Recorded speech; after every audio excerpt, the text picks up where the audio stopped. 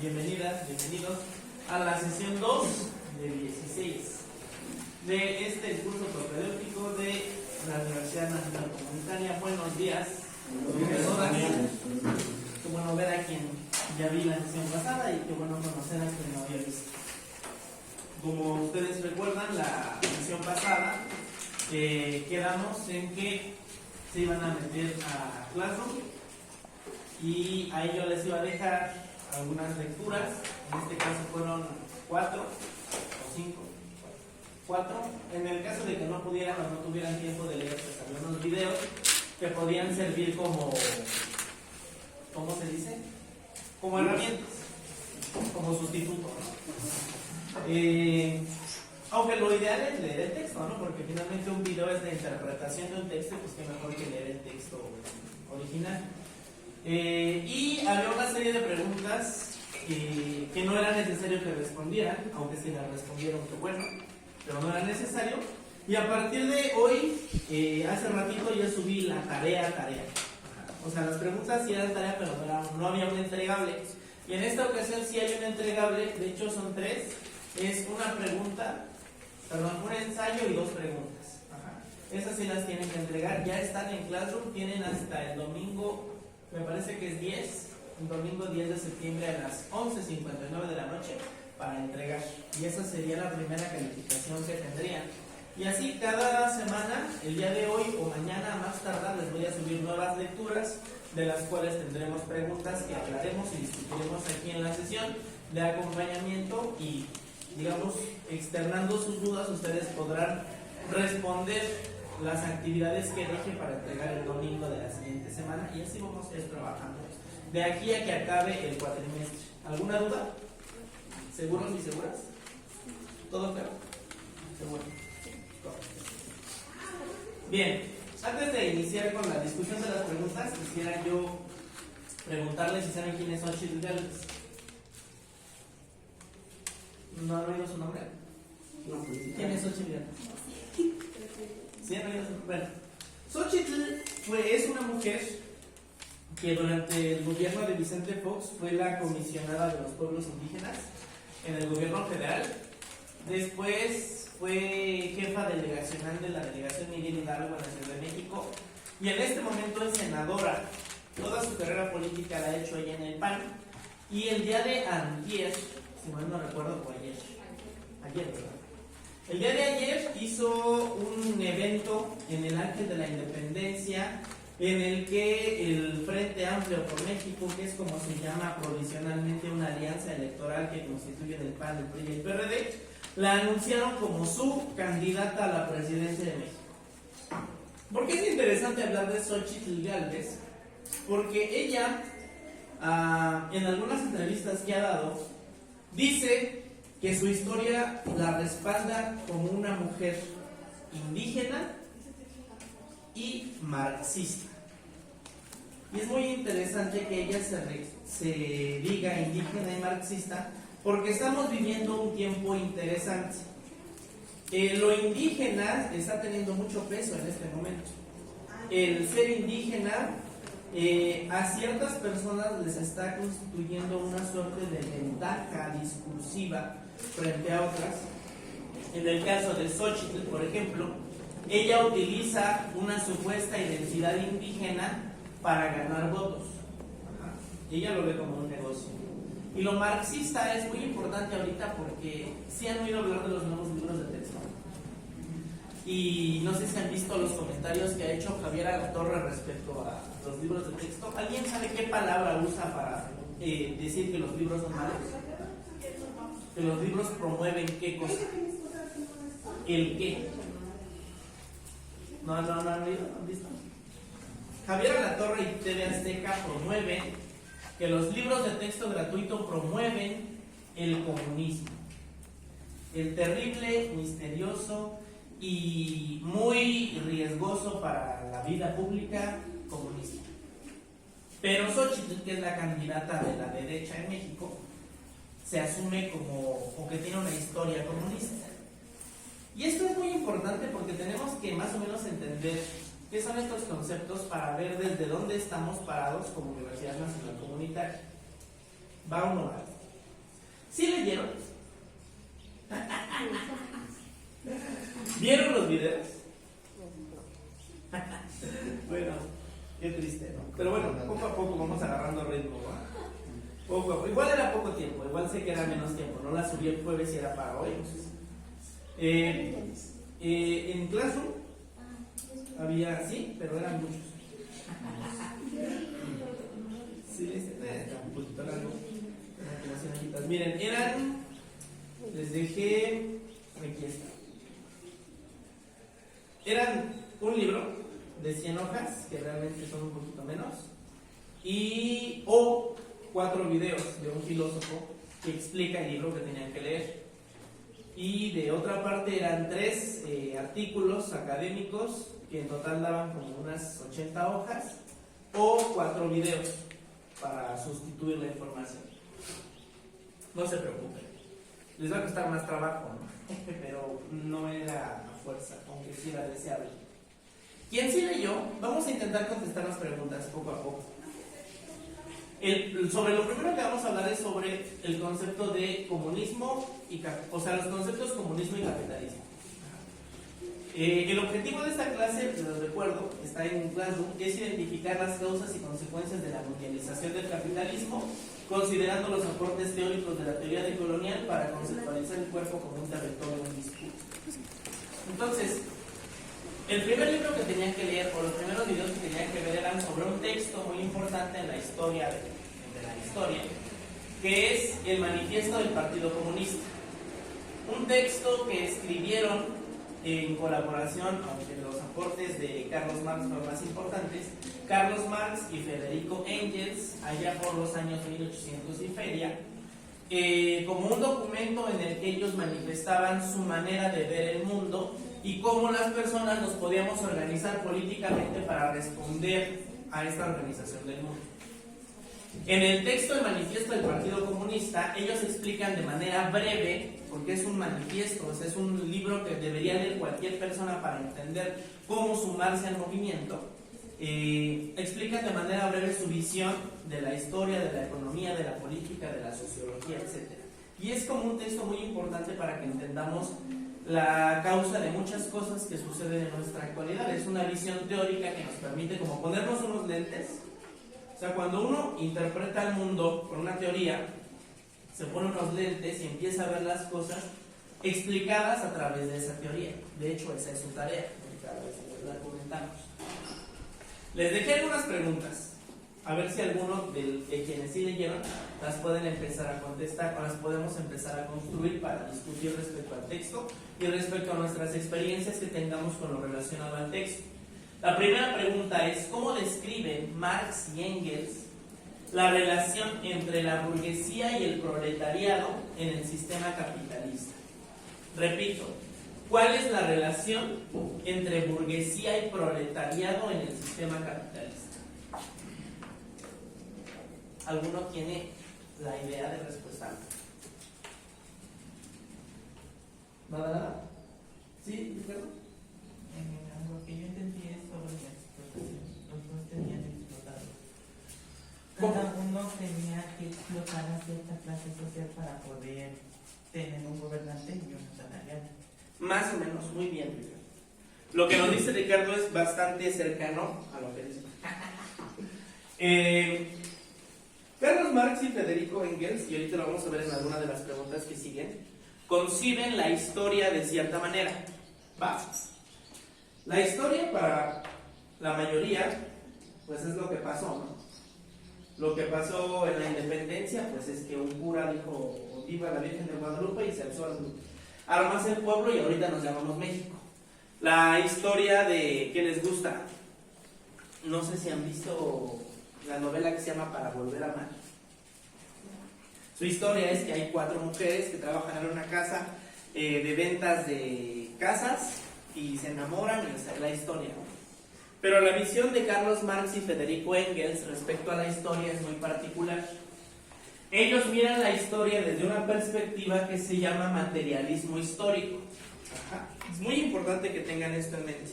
Carlos Marx y Federico Engels ven la historia desde la perspectiva del materialismo histórico, Y digamos que la forma más fácil de entender el materialismo histórico es con la siguiente frase: la lucha de clases es el motor de la historia. Repito, la lucha de clases es el motor de la historia. ¿Qué es la lucha de clases?, se preguntarán. Para Carlos Marx y Federico Engels, su visión de la historia, que está muy sesgada en Europa, en todo el mundo no pasó así, pero lo que ellos vieron fue esto: casi siempre han existido dos grupos de personas separadas por quien tiene, no más dinero, porque no siempre ha existido el dinero, el poder manifestado, porque el poder no existe, no puedes agarrar poder, pero manifestado materialmente, pues en términos de cosas. Por eso se llama materialismo histórico, porque hablamos de la materia, manifestado en los medios de producción. Ajá. ¿Qué es un medio de producción? Si nos vamos a un campo, a este camellón de aquí enfrente, este camellón de aquí enfrente, ¿están de acuerdo que lo podemos arar y convertirlo en un campo de maíz? ¿Sí o no? Pero ¿quién es dueño de ese camellón? Yo creo que el municipio, ¿no? ¿Quién sabe, no? Supongamos que es el municipio, es un lugar público. Entonces, aunque yo quiera poner ahí un campo de maíz, yo no soy dueño de eso. Entonces no puedo obtener nada de ese campo porque no es mío. Si yo soy una persona como soy y quiero poner ahí un campo de maíz, necesito tener herramientas para ararlo. Si no tengo herramientas, no lo puedo arar. Si no tengo semillas, no puedo sembrar. Hay gente que es dueña del terreno, de las herramientas y de las semillas. Esos son los medios de producción. ¿Sí? Entonces, para Carlos Marx y Federico Engels, la historia es la constante lucha entre quienes tienen los medios de producción y quienes no los tienen. En el inicio de la historia, en culturas como la egipcia, la mesopotámica, la griega o la romana, el modo de producción se llamaba esclavismo. Había personas que eran dueñas de tierras, de herramienta y de personas.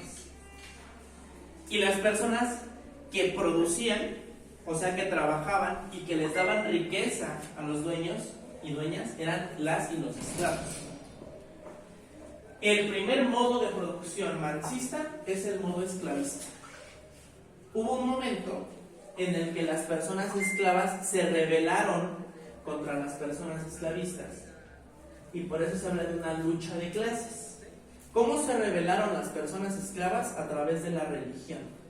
Es muy interesante ese proceso, porque para quien medio sepa de las escrituras, ¿quién es la única persona o qué es lo único que te puede dar o quitar tu libertad? Según la religión.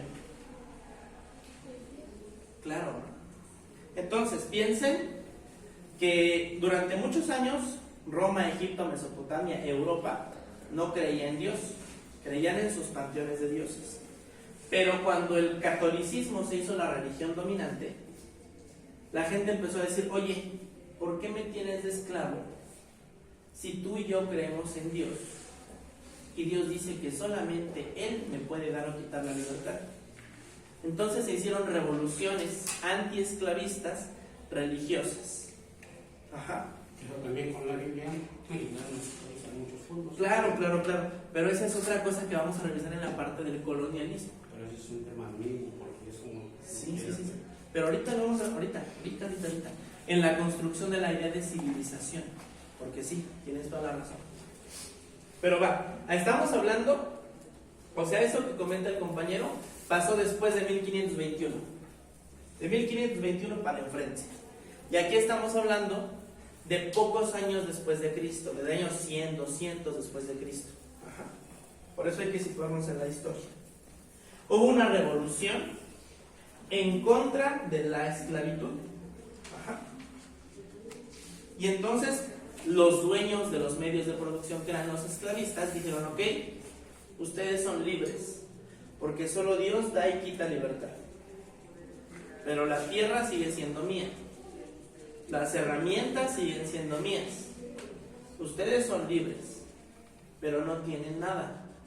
Si quieren, yo les dejo trabajar. Pueden trabajar para mí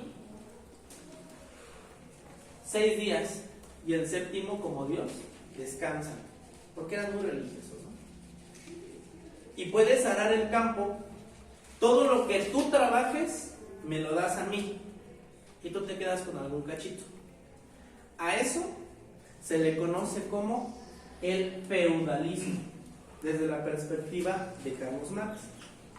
¿Quiénes son los dueños de tierras y herramientas? Los señores feudales, que como eran muy religiosos, decían que fueron elegidos por Dios, y desde esa perspectiva cambiaron su nombre a reyes. Ajá, adelante. Ay, no, perdón. Tú nomás llegaste. Y entonces empieza un modo de producción que es el que dominó en Europa prácticamente desde la caída de Constantinopla hasta la revolución industrial, que es el modo de producción feudalista. Quien tiene la tierra y las cosas es el señor feudal, y quien la trabaja y le da riquezas se llama siervo. Pero hubo un momento de la historia en las que el campo ya no producía tanto, porque la ciencia desarrolló tecnología y antes las cosas las producían artesanos. O sea, si uno quería una silla, pues la tenía que construir un sillero y hacía sus sillas y vendía poquitas sillas. Pero después aparecen las fábricas que te hacían 600 sillas y ya nada más el artesano que te hacía toda la silla, pues a lo mejor ya nada más se dedicaba a soldarla, ¿no? Así nace un nuevo modo de producción, donde el campo ya no es tan importante, sino lo importante es la industria, el capitalismo. ¿Quiénes son los dueños de los medios de producción? Los dueños de la industria, los dueños de las fábricas, de las vías de comunicación como los trenes, ese tipo de cosas. Y las personas que trabajan para ellas y ellos son las personas que les dan riqueza, el proletariado. Como bien dijo su compañero, según la visión marxista, las clases capitalista o burguesa y proletaria tienen intereses opuestos. ¿Alguno o alguna ha trabajado en una fábrica? ¿Sí? ¿No es muy clara el interés contrapuesto? Yo quiero que me paguen más y trabajar menos. Y el patrón quiere pagar menos y que trabajes más. O sea, es porque finalmente para eso es patrón, ¿no? Por eso la relación en el capitalismo entre personas que trabajan y personas que son dueñas es antagonista. La siguiente pregunta que ustedes tuvieron que haberse planteado es, bueno, según Marx y Engels, ¿cómo ha evolucionado la lucha de clases a lo largo de la historia? Ya les comenté, ¿no? Esclavismo, feudalismo, capitalismo, y ellos proponen que tenemos que ponerle fin al capitalismo y construir el comunismo. Por eso se llama su partido comunista. ¿Qué papel juega el capital en la definición de las relaciones de poder, según el texto? Repito, ¿qué papel juega el capital en las relaciones de poder dentro del capitalismo?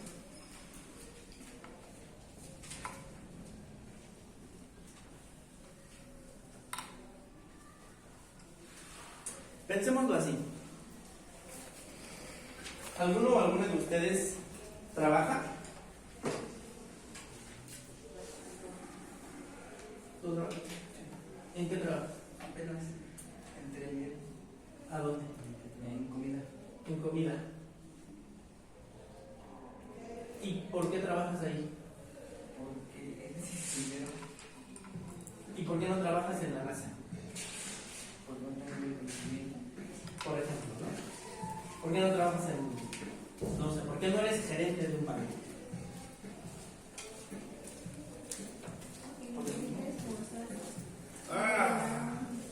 Después criticamos la idea de esfuerzo. Ajá. Pero hay mucha gente que quiere trabajo. Me imagino que buscaste más trabajos. Suertudo eres. ¿Alguien ha buscado muchos trabajos y no ha encontrado? ¿Sí? ¿Qué trabajos has buscado?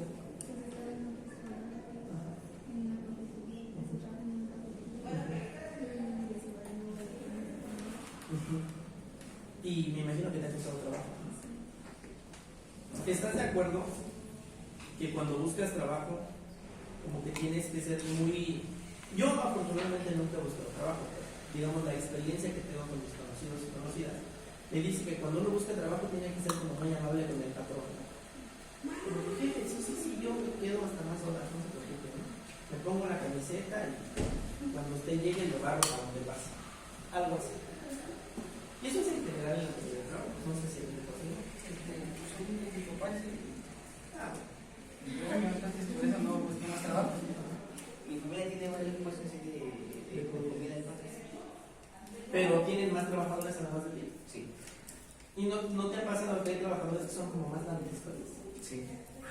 ¿Por qué serán lambistonas las personas con los patrones? Para no perder el trabajo. Así es. Claro, ¿no?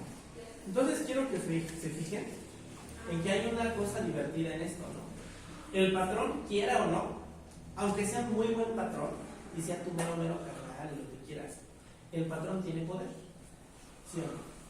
Y tú estás sometida, o sea, adelante, creo que sí hay una silla ahí.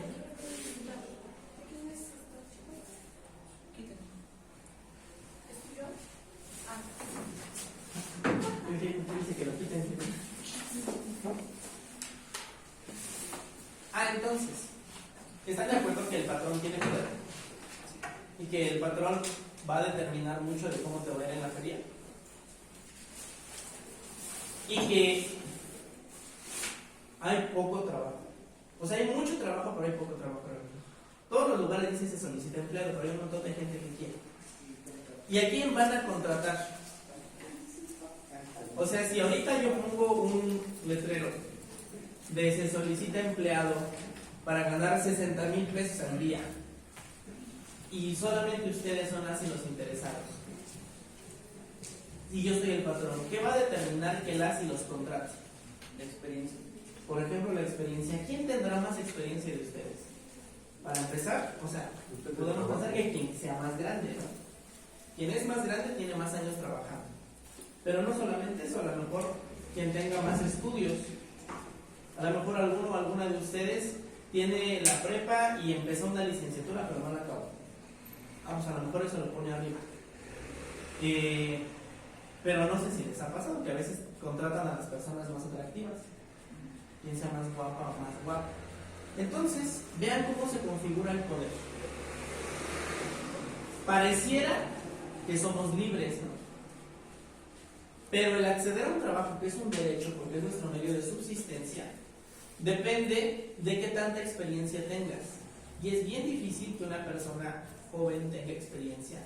Y por lo tanto, a las personas sin experiencia les dan los trabajos peor pagados y más explotados. Y es bien difícil tener estudios.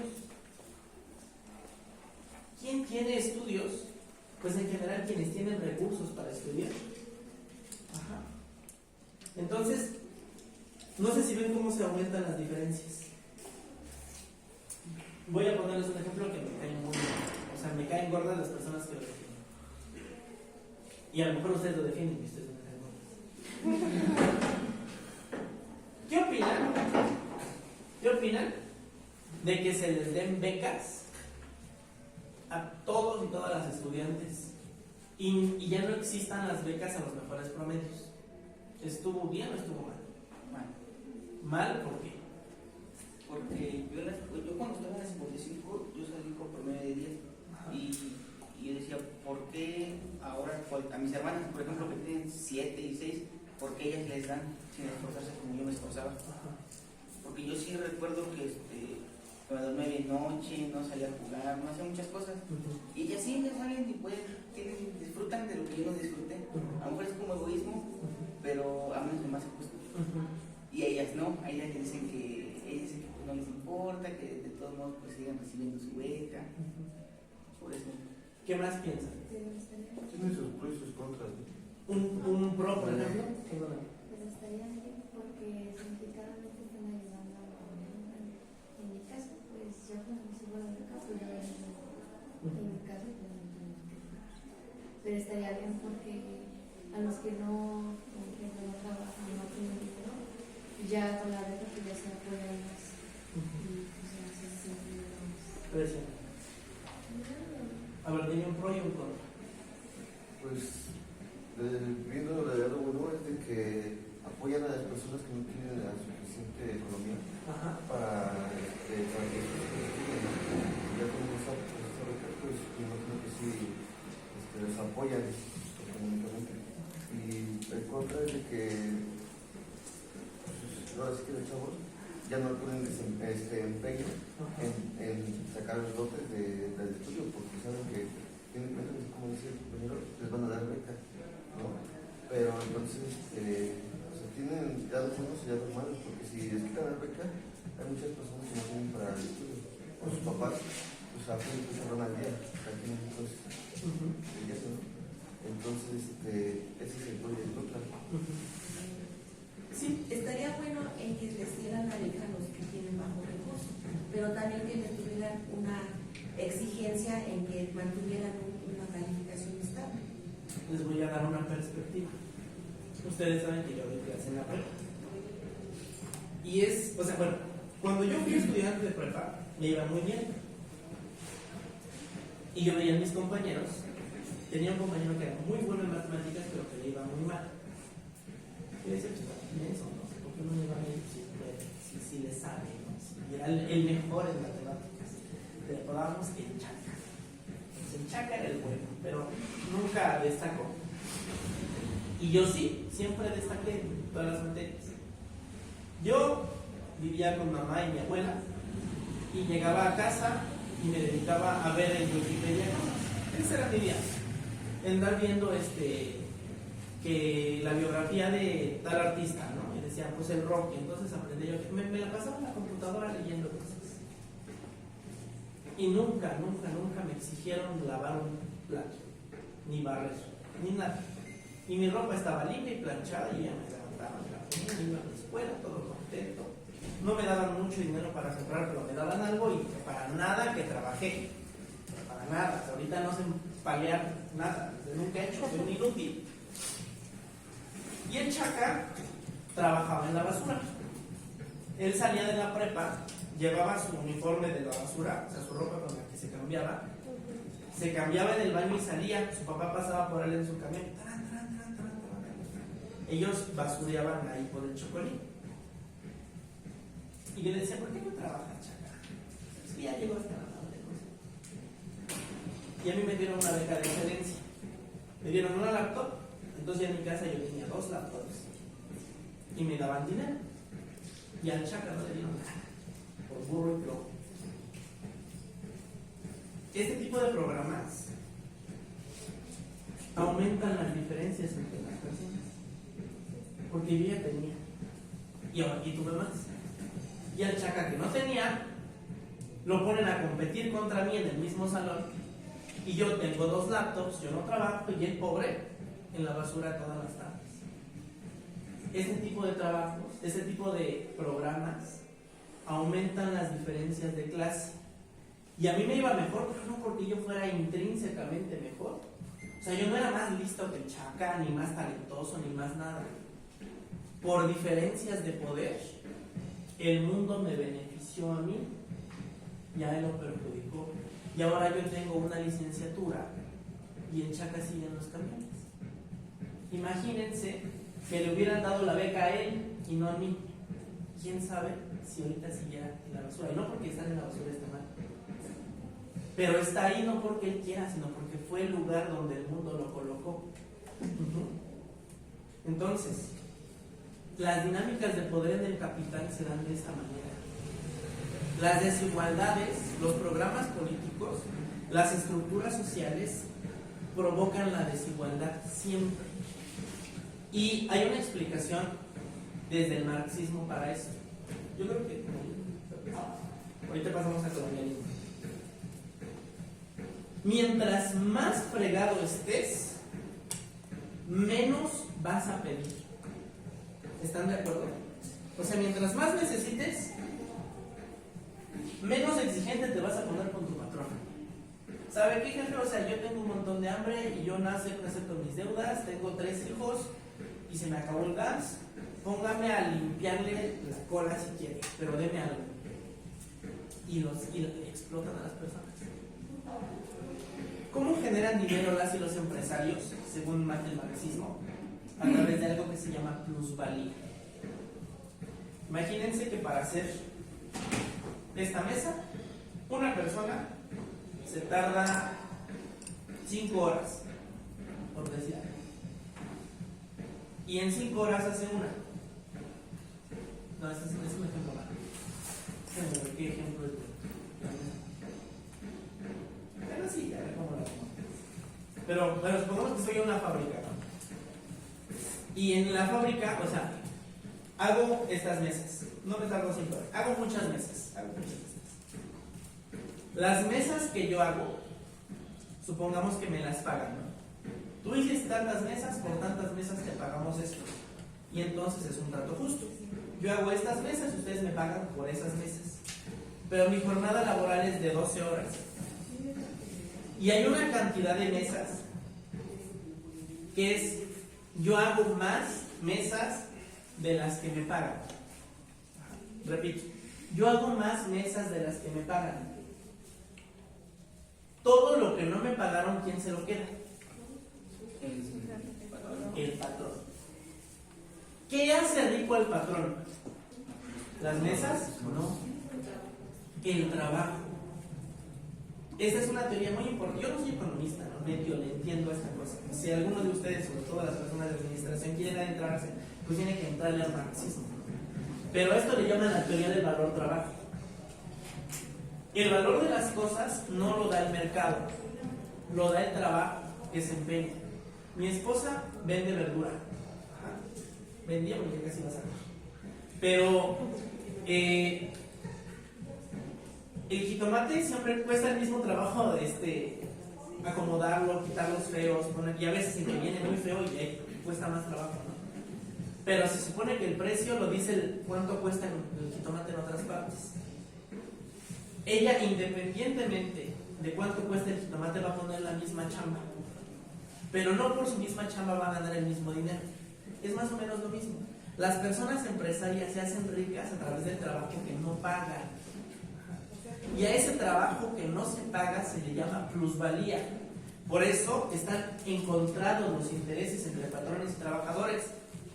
Como decía el compañero, el patrón siempre va a querer que trabajes más y pagarte menos, porque si trabajas más, te pagan menos, significa que él va a tener más ganancia. Y uno siempre va a querer trabajar menos y que le paguen más. Entonces, ¿por qué el capitalismo necesita la desigualdad? Porque mientras más desigualdad haya, más bajo van a pagar los patrones. ¿Por qué muchas empresas trasladan sus operaciones de manufactura a México?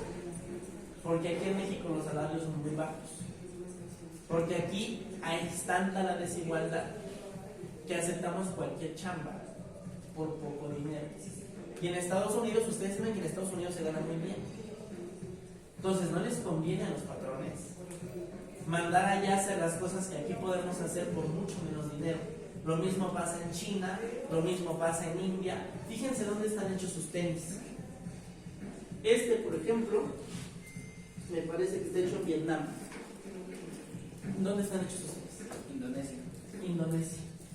Esos lugares, ¿dónde estarán hechas las piezas para hacer ese teléfono? En China. La mayoría de las cosas están hechas en países donde la desigualdad es mucha. Casi nada de lo que vemos, a menos que sean productos de lujo, están hechos en Europa, en Estados Unidos. Los diamantes Swarovski, ¿no? Están hechos en Suiza, pero son diamantes. La alta costura francesa está hecha en Francia, porque es francesa, porque son productos de lujo, no son productos con los que las empresas ganen dinero. Entonces, fíjense qué importante es ver desde la perspectiva marxista cómo es que funcionan las relaciones de poder. La educación, chicas y chicos, también es un negocio, donde el trabajo no pago de las y los maestros es lo que enriquece al dueño o dueña de la institución. El acceso a la justicia es un negocio,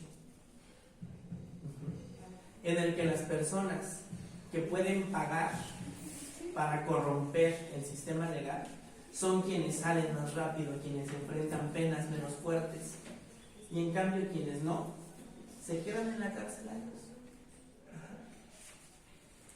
Quienes administran una empresa van a tener, o sea, el chiste de la carrera de administración de empresas comunitarias y sustentables es justamente ese, ¿no? Porque de algo tenemos que vivir. Para el marxismo la solución es destruir los medios de producción y hacerlos públicos y que nadie sea dueño de algo, sino que la propiedad sea colectiva. Qué padre sería. Pero pues de aquí a cuándo. Y mientras pues hay que comer. Y si podemos comer bien, pues mejor. Entonces, ¿de qué manera una empresa podría plantearse desde una perspectiva en la que no se explote al trabajador, sino que el trabajador se aparte? Hay una cosa que en las preguntas que les dejé que se llama alienación.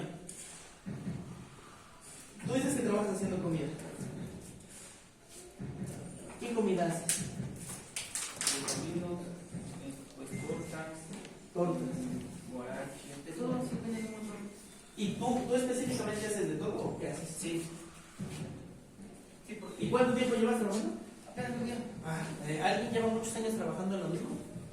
Pero hace tiempo sí trabajaba ya con mi papá, trabajé con él. Sí. Va, ¿y disfrutabas la comida que hacías? Sí. Espera, ¿sabes? Sí, porque de hecho yo estudié gastronomía también 2 años. Y entonces sí me gusta la cocina. Tú también. ¿Alguien ha trabajado en algo durante mucho tiempo Y que no le guste. y le pierde el gusto? Es que eso se llama alienación. Cuando el artesano, pues imagínense, regresamos al tiempo en que había artesanos para hacer las cosas. Cuando el artesano hacía una silla, pues hacía una silla en 2 semanas. Él estaba ahí enseñando. Yo no sé qué era, cómo acá. Pero el chiste es que le ponían cariño a la silla. Y ahora es sondar el mismo punto de 1000 sillas. Uno se vuelve autónomo. Uno se vuelve zombie. Dando clase a lo mejor es más difícil, pero llega un momento y aquí están las maestras. Ya califiqué 600 veces el mismo trabajo, el tuyo tiene cara de 8 y el tuyo es de 10. ¿Sí o no, maestra? Ya cuando uno llega a la última hora, tiene clase de 7 de la mañana a 8 de la noche y el último grupo todos sacaron 10. Porque uno pierde el control de su trabajo, se aliena, se enajena. Es decir, te quitan el valor de las cosas. Y esa es la gracia del capitalismo, no volvernos seres que no están pensando creativamente, y si no pensamos creativamente, no nos organizamos. Y si no nos organizamos, no exigimos. Y si no exigimos, nos sigue yendo de la fregada. Ludation sobre esto es un montón de cosas. Finalmente hay gente que se dedica toda su vida a estudiar el marxismo y nunca le acaba de entenderlo. Pero vamos, esta es una probadita y ojalá vean los videos, ¿no? Donde un señor que sí es filósofo explica más y si pueden, pues mejor lean el libro. Ahora vamos a pasar a la siguiente sección, que es el colonialismo. ¿Alguno leyó del colonialismo? ¿Tú sí leíste a Ricardo Chavela?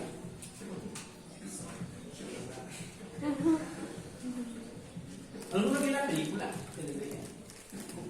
¿Tú viste? ¿Comadre? Digo, Canoa.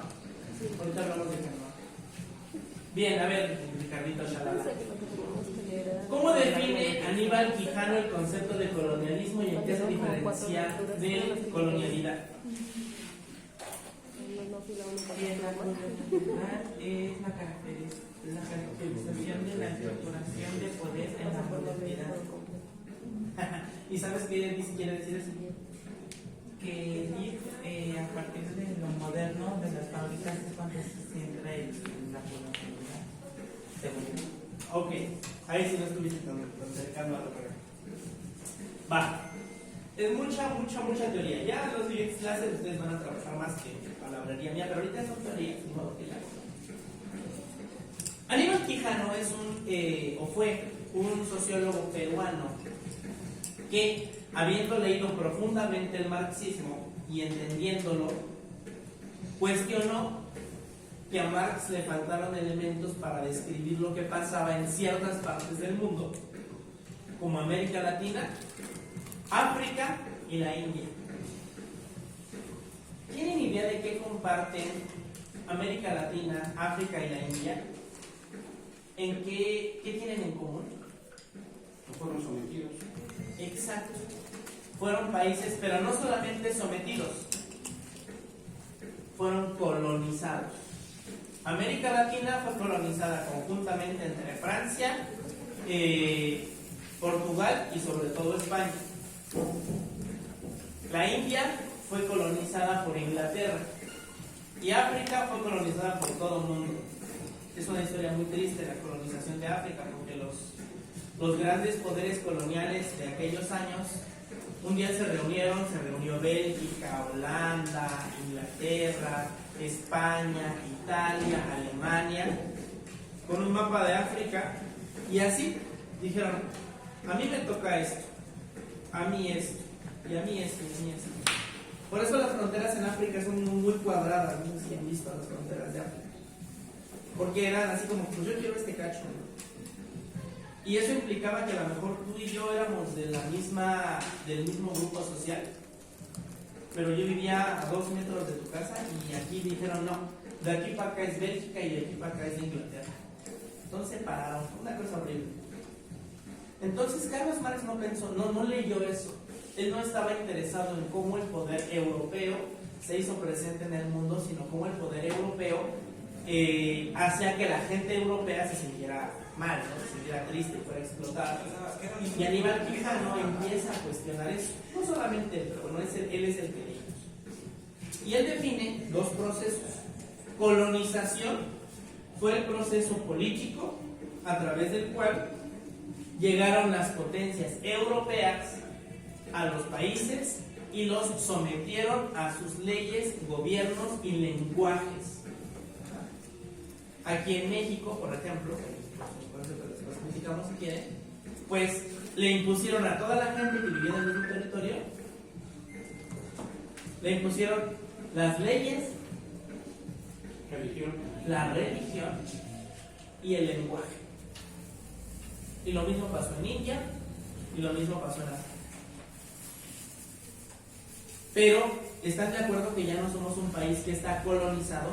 Ya no seguimos las leyes españolas. Tenemos según nuestra propia ley. Lo mismo India tiene su propia ley. Lo mismo cada uno de los países de África tienen su propia ley.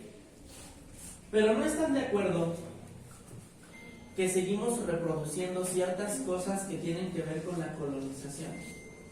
Por ejemplo, durante la colonización se clasificó a las personas según con quién se habían reproducido, y era como una pirámide. Si eras una persona de España, de la península, y habías tenido una hija o hijo con otra persona de España, de la península, y habías venido aquí a México, o sea, llegabas aquí a México, tenías todos los derechos y podías acceder a ser el virrey. Solamente españoles, hijos de españoles que vivieran en España, podían ser virreyes. Entonces eran quienes tenían todos los derechos. Más abajito, si eras una persona española, pero tus papás te habían tenido aquí, que llamaban los criollos, entonces estabas un poquito más abajo. No podías ser virrey, pero sí corregidor. Más abajo, si eras hijo de un papá español y una mamá indígena, o sea, a lo mejor eras mestizo, y no podías ser corregidor, pero sí a lo mejor regidor. Si eras hijo de 2 indígenas, pues chance y te tocaba un puestecillo ahí como recaudador de impuestos. Pero si eras hijo de una persona indígena y de un esclavo negro, entonces ya no podías ni tener casa. Y si eras hijo de dos personas negras, te tocaba ser esclavo. Y si eras hijo de una persona china y una persona negra, pues además de esclavo que te madrearan, ¿no? Entonces había algo que se le llamaba el sistema de castas. Ahorita ya no pasa eso, ¿no? ¿O sí? ¿No les ha pasado que cuando entran a un Walmart o a una Aurrera o a un Sam's, los persigue el policía? Dependiendo de la zona, yo creo, ¿no? La parte de Noristex, porque aquí en el estado casi no, pero si vas a la ciudad y vas a unas tiendas de prestigio, ahí sí te siguen y ahí están atrás de ti. Pero si seguían a una persona rubia antes de ojos verdes, Ahí está acoso, fíjense. O a un rubio antes de ojos verdes. Lo mismo. ¿Están de acuerdo que seguirán más a una persona morena? Sucia. Fíjense. Si entra, o sea, si de repente huele feo, digo, y veo a una persona que habla inglés, que me está hablando en inglés, y a una persona que está hablando en mazateco, ¿a quién le voy a echar la culpa de que huele feo? Entonces, ya no existe el sistema de castas, pero seguimos reproduciendo cierta forma de discriminación con base en los rasgos. Eso es la colonialidad. Ya no estamos colonizados y colonizadas. Ya somos un país libre, independiente, autónomo, pero seguimos reproduciendo lo que en 1521 dijeron que eran las personas más chidas y las personas más feas. Por ejemplo, en las novelas mexicanas, ¿han visto a un o una protagonista que tenga rasgos indígenas? Bueno, pero ella no es de telenovela, ella es de película. Ella fue de una película y además de una película de arte que cuánta gente fue a ver. Pero una novela vista, ¿no?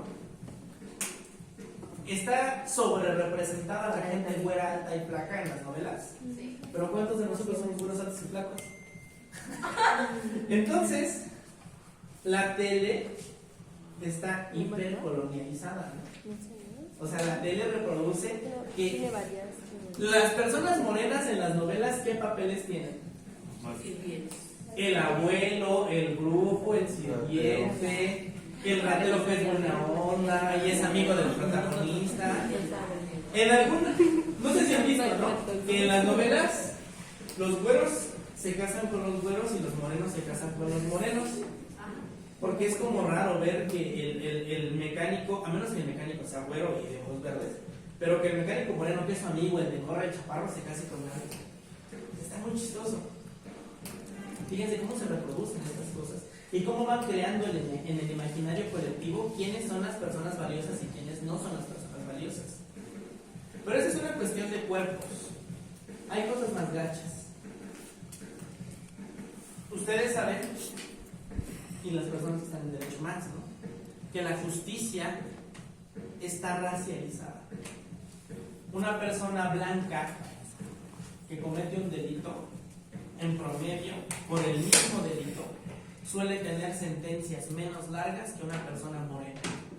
Y si la persona morena está tatuada, tiene más años. Y si además de tatuada viene de una familia pobre, más años. En cambio, Emilio Lozoya Austin, fíjense qué apellido, Emilio Lozoya Austin, que desfalcó a Pemex, que hizo el fraude más grande conocido en México por miles de millones de pesos con una empresa brasileña, no estuvo un día en la cárcel. Ajá. ¿Por qué se llama Emilio Lozoya Austin? Pero Hermenegildo López Gutiérrez, que se lo metieron a la cárcel por robar una lata de atún, ya lleva ahí 6 años. ¿Ya vieron cómo la justicia está generalizada? Eso también es colonialidad. Pero fíjense otra cosa. ¿A qué doctor le van a hacer más caso cuando les dé un diagnóstico? ¿Al doctor François Emil McMahon, que se doctoró en medicina en Harvard? ¿O a Hermenegildo Gutiérrez, que acabó la licenciatura en medicina en la UAM de Chimalhuacán? Pues al de Harvard, ¿no? Porque Harvard es mejor. ¿Es mejor?